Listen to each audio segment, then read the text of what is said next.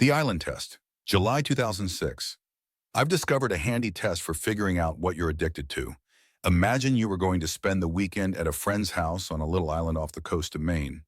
There are no shops on the island, and you won't be able to leave while you're there.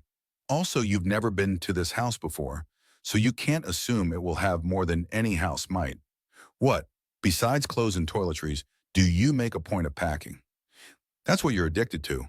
For example, if you find yourself packing a bottle of vodka, just in case, you may want to stop and think about that.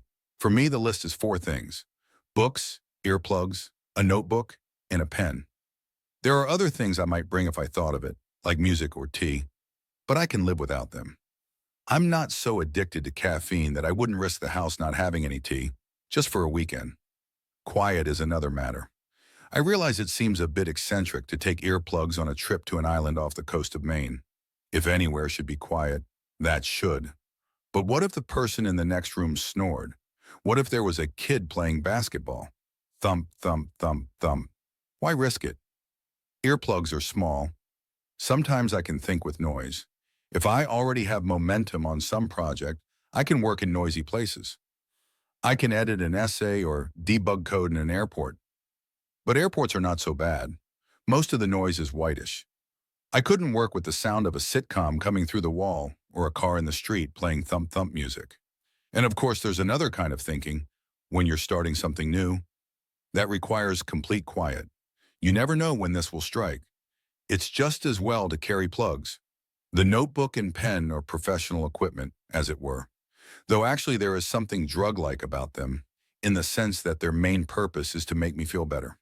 I hardly ever go back and read stuff I write down in notebooks. It's just that if I can't write things down, worrying about remembering one idea gets in the way of having the next. Pen and paper wick ideas. The best notebooks I've found are made by a company called Miquel Rios. I use their smallest size, which is about 2.5 by 4 inches.